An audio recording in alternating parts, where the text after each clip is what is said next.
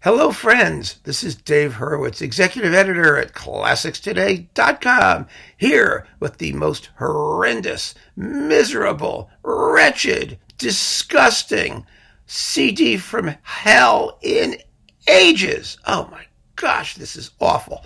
This is Haydn Symphonies Volume 9 by Giovanni Antonini and Il Giardino Armonico on the Alpha label. This is part of their ongoing series to do all of the Haydn symphonies by 2032, the 300th anniversary of Haydn's birth. And if this is any indication of where the series is going, oh, we're in big trouble, folks. We really, really are. Now, I've reviewed some of these on Classics Today already, and if you want to go have a look at those reviews, you can see them. But this is a an abyss of dismalness, an approach to the music which is utterly inimical, antithetical, whatever the word is, to what Haydn is trying to express. You'll notice it has the theme, l'addio, the farewell. And so, yes, we get the Farewell Symphony, along with symphonies numbers 35 and number 15. You also get the Scena di Berenice, which is quite well sung by Sandrine Piau, who's always wonderful just about. And the Scena di Berenice is also about abandonment and desertion, and therefore it fits the overall theme of farewell. But these discs, all of which have themes, they all have concepts. Sometimes that concept works with the music, sometimes it works against it. This is a big against. It really, really is. And I want to talk to you about why this is so bad, just how misconceived the entire approach is, and particularly with respect to the period instrument movement. Now, do not get me wrong. Some of you think I don't like period instruments. You are wrong. I dislike stupid, bad period instruments. There are wonderful period instrument performances of Haydn's Sturm und Drang symphonies, these middle symphonies, including the Farewell, performances by Pinnock, by Bruggen, by Harnoncourt. There's nothing wrong, in theory, with using a period instrument approach. What matters is whether that approach suits the expressive point of the music, whether it's applicable to Haydn. Here it is not, because we need to be very, very clear that the period instrument approach has nothing to do with being authentic or doing what they did in the period. Nothing. Richard Taruskin, the great musicologist who's up at Berkeley, UC Berkeley, he pointed that out decades ago, that these people are wholly modern and employing a wholly modern aesthetic approach to this music. In particular, this stripped down, neoclassical, mechanical, sort of, rigid approach to music that was never, ever played that way. And I want to compare this abomination, this atrocity of unmusicality, to what we might have heard in Haydn's day, what scholarship actually tells us, the good scholarship, not the stupid, ridiculous, opportunistic scholarship that so many period instrument groups use to justify whatever they were going to do anyway. Because the idea here is to create their own personal sound. You may have seen my video, Conductors Behaving Badly. If you haven't, I suggest you go have a look at it, because in that video I talk about modern conductors with modern orchestras. I mean, obviously they're modern, but conductors of large normal orchestras, not period instrument groups, who are desperately trying to create their own personal profile in the music. And it makes absolutely no difference what that music is. It's all about them. It's a narcissistic hogwash of completely self-regarding and mannered and unmusical PR, basically. That's what most of these period instrument groups are doing too. It's part of the same phenomenon. The need, because they're playing the same music that everyone else is doing, to do it differently at all costs. And that difference it manifests itself obviously in how the music is going to sound, because music is sound, and if they can find scholarly sanction to support what they're doing, so much the better. but they don't need it. And actually, the scholarship has very, very little to do with what's going on here. Very little. And I'm going to explain to you exactly why. And then I want to talk about this particular production and production concept especially, because it has its own unique, horrifying features that need to be pointed out specifically for the revolting things that they represent. But first, let's talk about these performances a little bit. Now, these symphonies all come, they're either early or middle period Haydn. And we know that Haydn had a small orchestra. But what we don't know is how fast the stuff went, how rigid the tempos were, and we don't know what they sounded like, whether or not they used vibrato, whether the string tone was warm, how the balances were. All of that is up in the air. But if you were hovering around in Haydn's day, there are a couple things that we really do know. And I think, let me tell you what I mean, because these performances are just blisteringly fast in the fast movements, ridiculously fast. So fast you can't even hear the music go by. Take Symphony number 15. If you saw the Haydn Symphony Crusade that I'm working on, another video I recommend you watch, number 15, we talked about this symphony quite extensively. This is a fascinating symphony. It's the one with the opening slow movement that contains a fast movement within it. Formally, it's amazing. But in order to understand the structure of this symphony, tempo is critical. You have to play it slowly enough. And by slow, I don't mean boring slow. I just mean at a tempo where you can actually hear what the music is doing. Because one of the motives that Haydn uses to bind the symphony together is that little two-note sniglet. Remember the sniglet talk where he's just going da-dum, ba-dum, ba-dum, ba-dum, ba-dum, or ba-dum, ba-dum, ba-dum, ba-dum. There's a little motive that runs through the entire symphony that you can hear in all of the movements. You don't hear it here. Why don't you hear it? Because he's playing it so fast that you don't have time to take in what the music is doing. So one of the most important cohesive elements, and therefore expressive elements, because the cohesion, the formal gambits that Haydn uses always support what the music is trying to express. The result is inexpressive and mechanical, and it's also inauthentic. Now, how do we know this? We know this because there is some really very, very good scholarship about, what happened at this period. Now, let's look just at the issue of tempo. Those blisteringly fast, completely metronomic, mechanical tempos that so many of these period instrument people, including Antonini on this disc, decide that they're going to adopt. This is completely, utterly inauthentic. And I have here, and I recommend this very strongly, if any of you are really interested in the period instrument movement and authenticity and what early sources say and what the music might have sounded like, you need to read this book. It's by Beverly Gerald, who I happen to know because we are both members of the New York chapter of the American Musicological Society. She is a fantastic, serious, rational, thorough scholar of the period instrument movement and authentic performance. And she wrote this book. It's called Music Performance Issues, 1600 to 1900.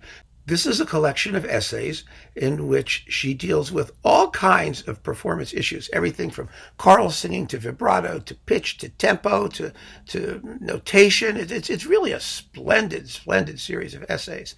And so I recommend it extremely, extremely highly if you're curious about what was really going on. One of the topics she deals with is Beethoven's metronome markings and why we can't trust them. And it's a fascinating, absolutely fascinating discussion, which I've talked about in other circumstances. But I want to talk about, and in that particular essay, she has some comments about the metronome and metronomic fast tempi, such as people normally adopt in period instrument performances. Let's look at what she writes here. She's right, when urging the metronome's adoption in 1817, one of her sources, his name is Mosel, cites its advantage for even the most skilled composers. In the course of writing a longer work, he says, they may introduce middle sections incompatible with the original tempo because they've forgotten it. This is fascinating. Vocal compositions are especially susceptible to this error, for in the middle or end of a longer piece, the composer may set the text more densely than could be sung comprehensibly at the original tempo. He writes, quote, "If the composer puts the metronome in motion while he writes, he will always have his tempo present without having to look up from the paper." And he is spared the danger of having to revise an excellent composition or even put it aside completely because he no longer recalls the original tempo accurately when continuing his work, unquote. Whoever thought of that issue? Seriously. But it's definitely an issue. You can listen to any number of pieces and see that composers' text settings actually become more incomprehensible as the piece goes on. You understand the opening phrase and then, and one of the reasons may be because the original tempo is no longer the tempo the composer is working in as he continues. Anyway, Gerald continues. Moseley thus indicates what life was like before the metronome's wide adoption, for even the best composers could not always remember the tempo with which they had begun a piece. This clarifies the interpretation of many pieces that require a faster tempo at the beginning than is suitable later. This is often true in, for example, some Haydn movements I could think of where, once again, the opening is one thing, but once they start to develop, once the musical motion becomes denser and more intricate, you'd want naturally to slow down so you can hear what he's doing. And in these symphonies that are based on tiny rhythmic motives that are taken over from one movement to the next, you've got to choose tempos which allow that to be heard.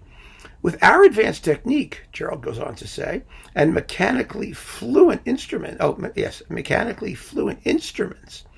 our performers can retain the original tempo, but at the expense of clarity. Only those listeners who are fully conversant with the work can grasp the details that fly by with lightning rapidity, and sometimes that rapidity can be so lightning that you can't grasp the details at all. The rhythmic regularity applied to early music today was never a part of it. Never a part of it, Gerald writes.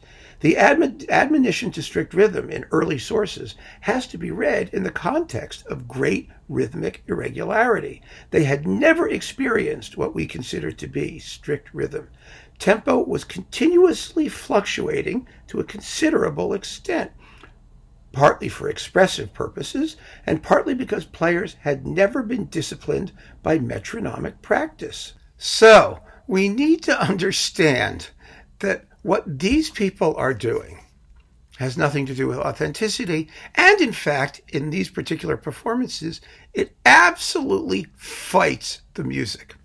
Now, let's talk about the size of the orchestra. Il Giardino Armonico is a teeny tiny ensemble. We know that Haydn's orchestra was very small, just as Bach's orchestra was very small. We also know that they hated that fact. We also know that when they could get larger forces, they wanted larger forces. Let us talk about who actually is in this group. You've got 5 first violins. You've got 4 second violins, 3 violas, 2 cellos, 2 basses, and then the necessary wind complement. That is way too small. Especially, remember, when they're playing on period instruments without vibrato, with every effort being made to further reduce, restrict, and make more anemic the sound that the orchestra is creating.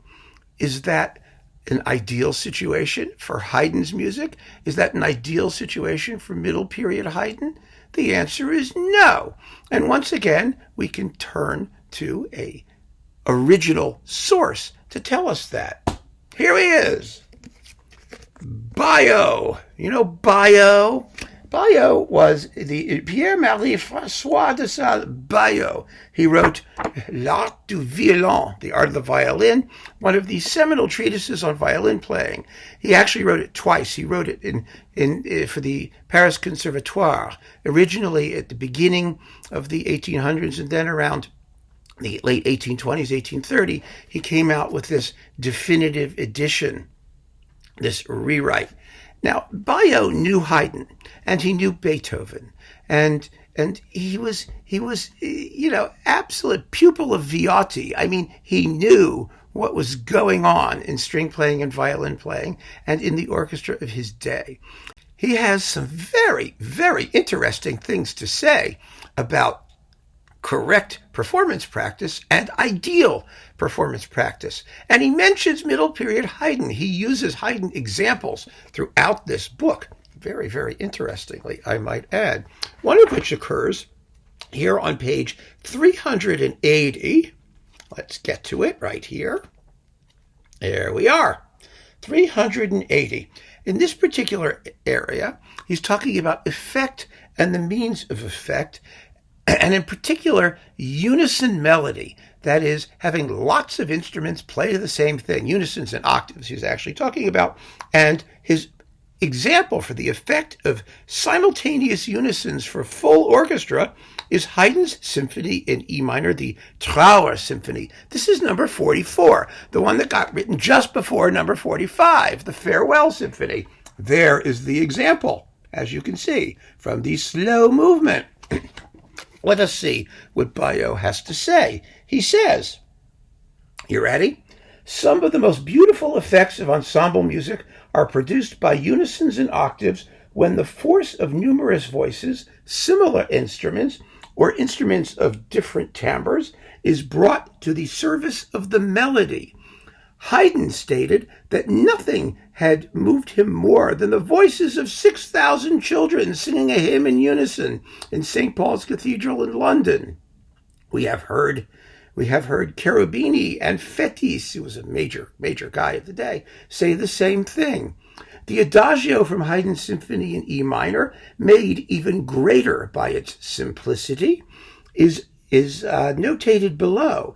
It can give some idea of this effect when there is a very large number of violins and the movement is performed with all the ensemble and impressiveness necessary.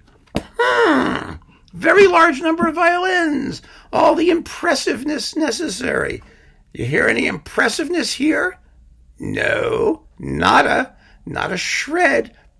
I understand. In the finale of the Farewell Symphony, you have to work out how everyone is going to leave because Haydn does little solos for each section and then they go. And you're supposed to assume from that there must have been only one double bass and one violin and one cello.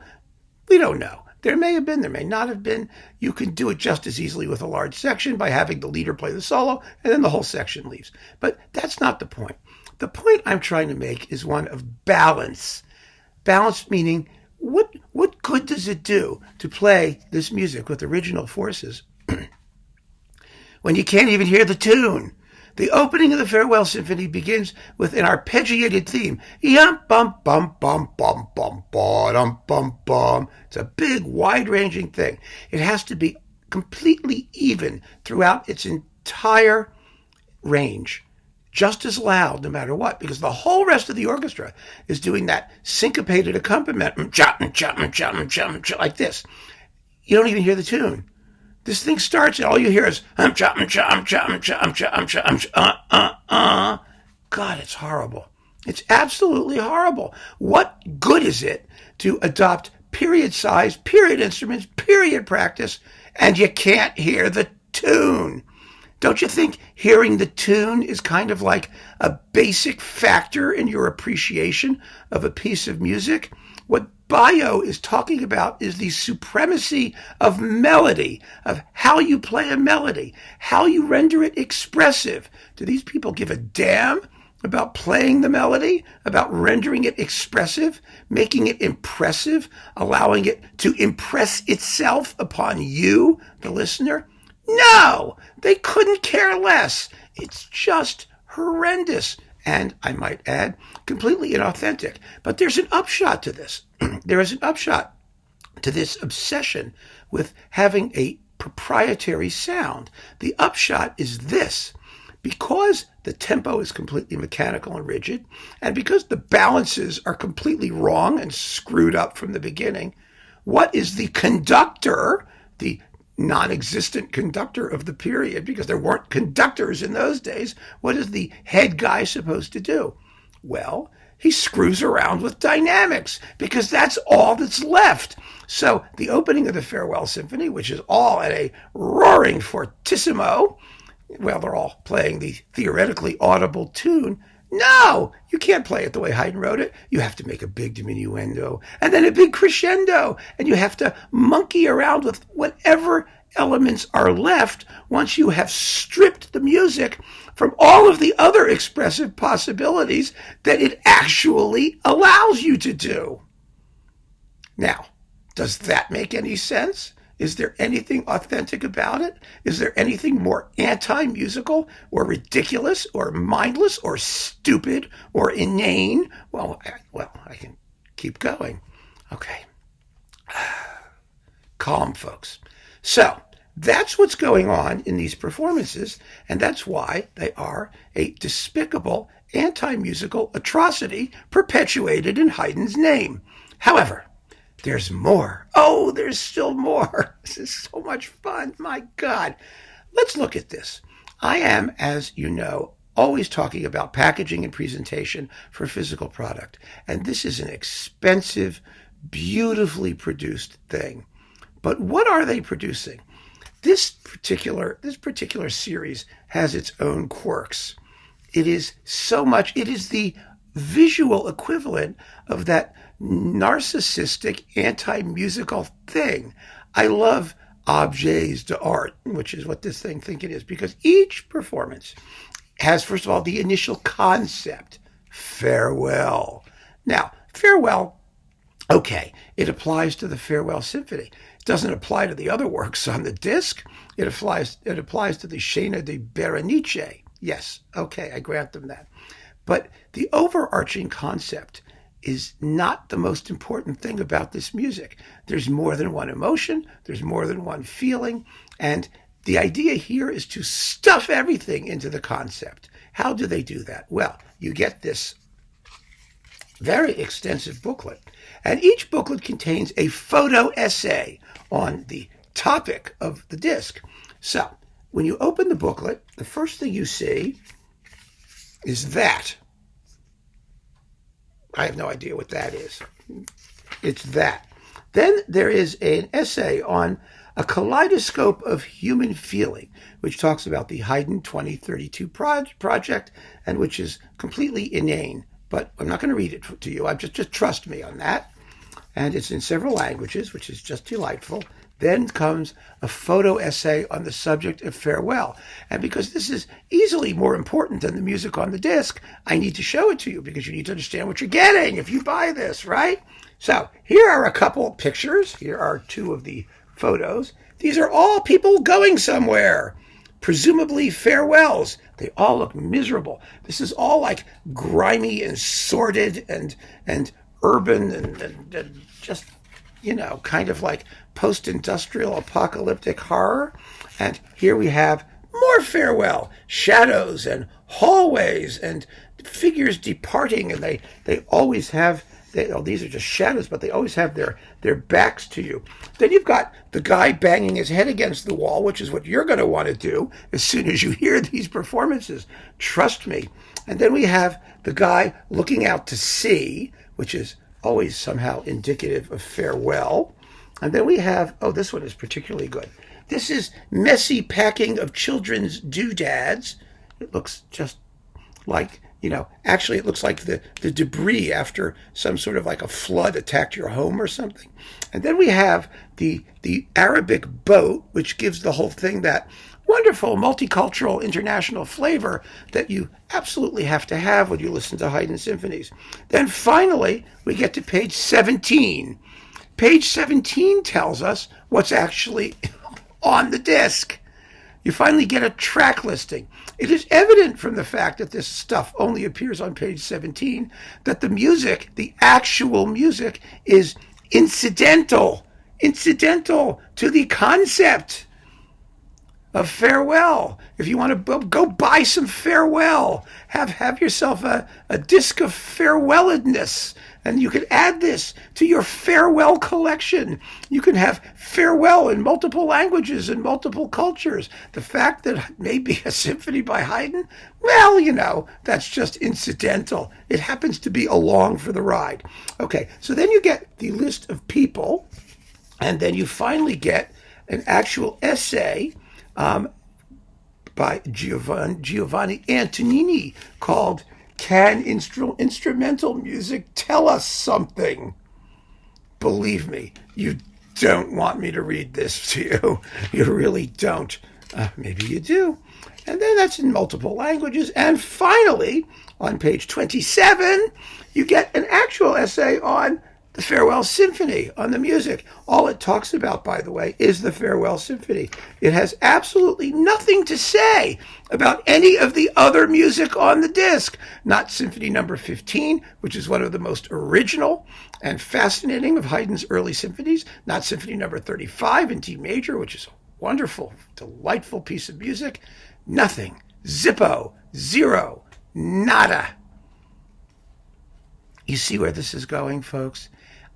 This is such a concatenation of misapprehended, misapplied, inappropriate stuff. And Haydn is just along for the ride.